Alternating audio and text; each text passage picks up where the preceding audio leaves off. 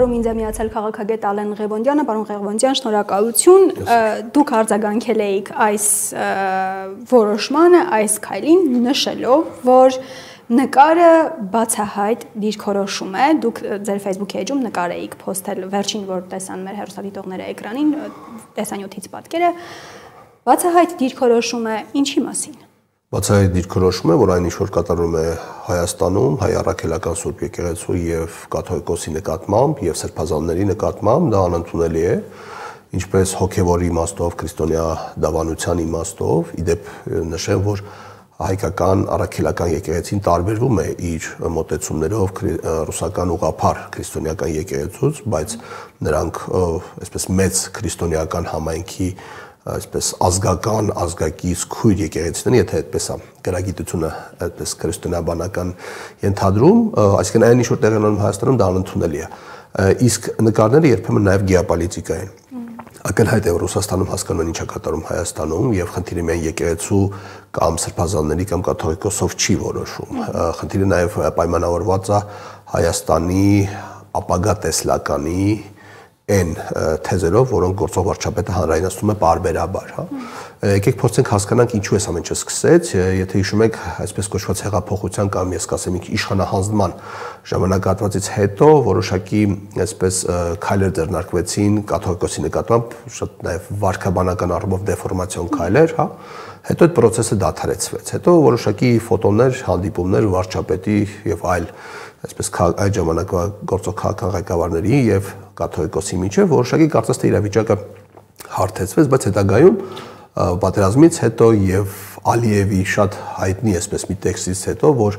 Հայաստանի հետ մեր հարաբերությունների եւ առհասարակ ռեգիոնում ամենախանգարող շրջանակը, որպեսզի խաղաղության եւ այսպես համագործակցության իրավիճակ լինի, դա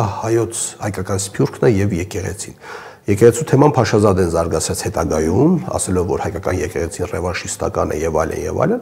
եւ ինչ սկսեց տեղի ունենալ։ Զարեհ Սինյանյան անձնավորությամբ մի մարդ, ով Սփյուռքի ազնագատար էր նշանակել, տևական ժամանակով սկսեց տարբեր համայնքներում քայքայիչ գործունեություն իրականացնել թույլատնելու համար Սփյուռքը, որտեղ երբ որ մենք խոսում ենք Հայաստանի Հանրապետության մասին, Հայաստանի Հանրապետությունում ազգությամբ հայ եւ հայկական այդ համայնքի շատ փոքր մասն է գտնվում։ Հայերը աշխարհում աշխարհասփյուռ ազգ են 10 միլիոնից ավել տարբեր մշակութային ուղղություններով, տարբեր պետություններով, տարբեր պատճառներով եւ հիմնականում մեր ցեղասպանության պատճառով։ Ու որպեսզի Հայաստանը կարողանան մտցնեն իրենց պրոյեկտների մեջ, այսինքն համաթուրքականություն, ադրբեջանամետություն, հակառուսականություն եւ այդ ամբողջ փաթեթի մեջ պետք է կտրեն Սփյուռքի եւ հայրենիքի կապը։ Սփյուռքի եւ հայրենիքի կապի ամենակարևոր երաշխավորն ու հենասյունը դա եկեղեցին է, որտեղ մեր բոլոր համայնքներում մարդիկ, համայնքային մարդիկ, այսինքն որոնք այդտեղ ծվել են, որոնք այդտեղ հետագայում տեղափոխվել են,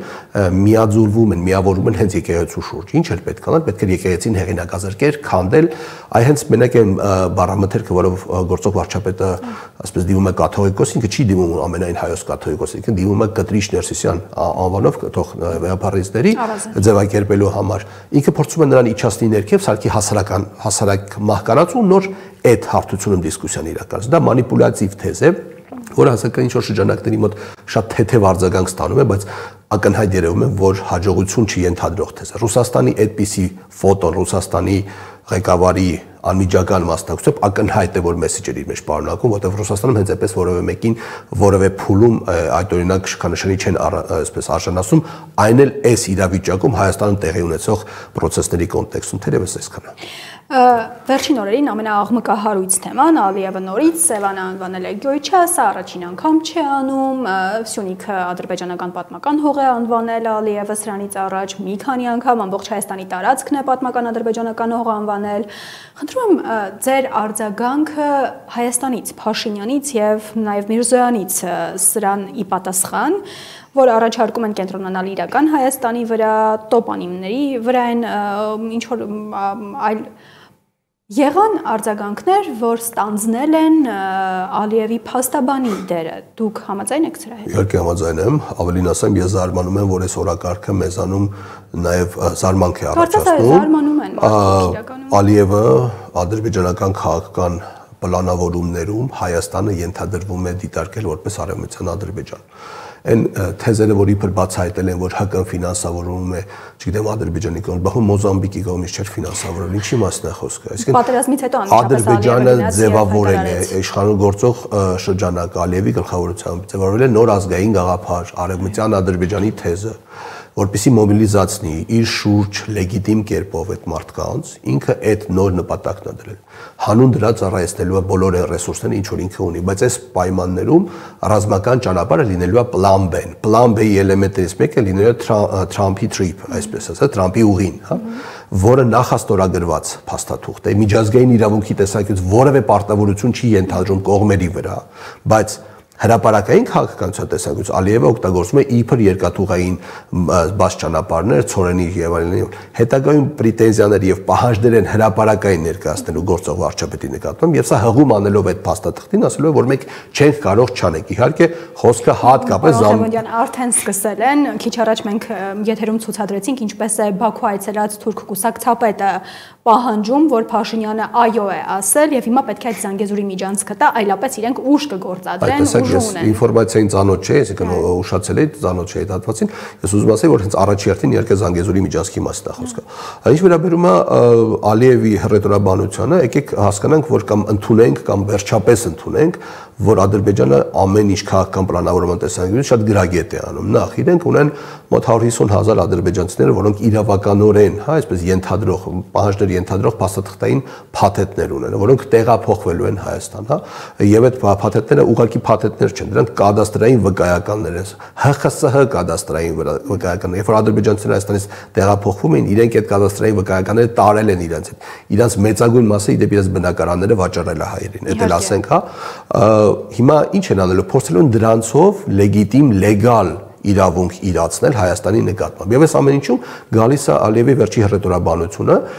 որ չնայած վերջում ինչ-որ կոնֆերանս էին կազմակերպել, Հայաստանի գործող վարչապետը նշեց, որ մենք 3 հիմնական թեզերի վրա ենք Ադրբեջանի հետ, այսպես ասած, հարաբերվում, դա փոխադարձ տարածքային ճանաչողությունն է, տարածքային ամբողջականության ճանաչողությունն է, սահմանների սահմանազատումն ու սահմանագծումն է, եւ երրորդը կարծես Թրամփի ուղի այդ փաթեթը։ Ադրբեջանը ճանաչել է Հայաստանի տարածքային ամբողջականությունը ձեզ։ Ոչ։ Չկա որևէ փաստաթուղթ, որտեղ արձանագրված լինի, գոնե այս պահին արձանագրված լինի, որ այնտեղ կա Ալիևի ստորագրությունը եւ ինքը ճանաչում է Հայաստանի տարածքային ամբողջականությունը, եւ այդտեղ շատ կարեւոր մի բան կա, տեխնիկական հարց, որ սահմաններով է ճանաչել։ Նշում են նաեւ հետեւյալ դիրքորոշումը կա, որ Ալիևը նախաստորագրելով այս խաղաղության պայմանագիրը նախընտրական հաղթաթուղթ տվեց Նիկոլ Փաշինյանին, բայց այդ դեպքում ինչու է հիմա այսպիսի Փաշինյանին խանգարող հայտարարություն անում։ Ինչու կարող է։ Նախ այդ թեզը իհարկե ճշմարտության հետ այսպես աղերսներ ունի, երկրորդը հասարակության մի զգալի մասը այնուամենայնիվ դրան չի հավատում, որովհետև տեսնում են պրոցեսները, իսկ երբ որ Ալիևը ասում է Սևանը մերն է, դրանից բխող տարբեր հետևանքներով մարդիկ հասկանում են, որ ինչ խաղաղություն, մոտավորապես այդ խաղաղությունը առաջիկա 30 տարի հետո միգուցե իրողություն դառնա, եթե առհասարակ իրողություն դառնա։ Ինչ վերաբերում է Ալիևի այսպիսի վարքաբանությանը, ես կարծում եմ, որ Ալիևը փորձում է շտապեցնել Փաշինյանին որոշ քայլեր ձեռնարկելու տեսանկյունից, դրան կարող են ինչպես գեոպոլիտիկ քայլեր լինել, այնպես էլ սահմանադրական հարակվեի հետ կապված առանձին քայլեր եւ այլն, հա։ Ես կարծում եմ, որ կուլուարների հետևում որոշակի առևտուր է գնում եւ երբեմն որոշակի այսպես մանկամիտ արձագանքները կամ հակադարձություններ, օրինակ այդ Սևանի անվանումների եւ այլնի հետ կապված իբր Ադրբեջան կար, չկար եւ այլն, երրորդ չորրորդ մակարդակի դրամաչափ ինչ որ անձերի չանդրադառնան, բայց դա առնվազն ժպիտ է լինում, որովհետեւ վերջերս այդ կոնֆերանսում Հայաստանի վարչապետը փաստաբանական ծառայություն էր մատուցում Ալիևին, ասում էր, դե գիտեք, մենք էլ Գյանջան ասում ենք Գանձակ եւ այլն եւ այլն։ Ես հասկանում եմ, որ ինքը ադրբեջանական շահերի սպասարկու կարգավիճակումը եւ մտել է մի process-ի մեջ, որից դուրս գալը շատ դժվար է լինելու, եթե կարողացավ դուրս գա, բայց ես տեսնում եմ նաեւ, որ process-ները սրվելու են գնալով եւ մանևրի դաշտն է նեղանալու, որովհետեւ այնուամենայնիվ պետք է մի բան էլ հիշել։ Երբ որ խոսում եմ Թրամփի միջնորդությամբ խաղաղության, այսպես ասած, պայմանագրի նախաստորագրման մասին, իրանք չգիտեն Թրամփն ու Պուտինը ինչ են խոսել դրա մասին։ Եվ դա արդյոք իրականություն դառնալու է թե չէ։ Մենք հաճախ ընդհանուր ենք խոսում, բայց ես սիրում եմ, երբ կետային է լինում ամեն ինչ։ Հետևաբար, Գեղարքունիքի մարզի բնակիչներ տեղեկացնեմ ձեզ, որ 2026-ի ընտրություններից հետո, եթե իշխանություն կազմի Նիկոլը, ձեր ձևակերպումն է, ի պատասխան Ալիևի Սևան չկա, Գյոյչա է ու այն մեր լիճն է թեզին կհայտարարի, որ Սևանը չպետք է բաժանի միակողմանի խաղաղության օրակարգը եւ առաջարկում է Սևանը Ադրբեջանի հետ միասին շահագործել եւ որպես դրա վառ դրսեւորում եւ քայլ պատրաստ է ընդունել այս ռեգիոնում ՀԽՍՀ-ի տարիներին ապրող ադրբեջանցիներին։ Դուք զգուշացնում եք Գեղարքունիքի մարզի բնակիչներին, Սևանի շրջակայքում ապրող Հայաստանի քաղաքացիներին, թե ինչ է սպասվում 2026-ի ընտրություններից հետո։ Այո, բառեզմունի իմաստով այո։ Ավել ոչինչ, բայց այդ մոդելը կարելի է տեղայնացնել Տավոշի հատվածում, Սյունիքի հատվածում, Կապանի հատվածում եւ շատ այլ վայրերում։ Այնտեղ ուղղակի բանը դրդապատճառները այլ խնդիր են, այսինքն եթե այստեղ Սևանի շահագործման մասին է խոսք լինելու, իրար հետ туриզմ զարգացնենք, չգիտեմ եւ այլն, չէ որ դուք էլ անասուններ եք ունեցել, վերել եք արածացրել, ասեք Սյունիքում կարող է միայն անասունների թեմա լինի կամ չգիտեմ туриզմի այլ սեգմենտ լինի եւ այլն։ Ինքը փորձում է կենցաղային համակեցության շուրջ Հայաստանը մտցնել Ադրբեջանի պրոտեկտորատի տակ։ Կարծում եք, որ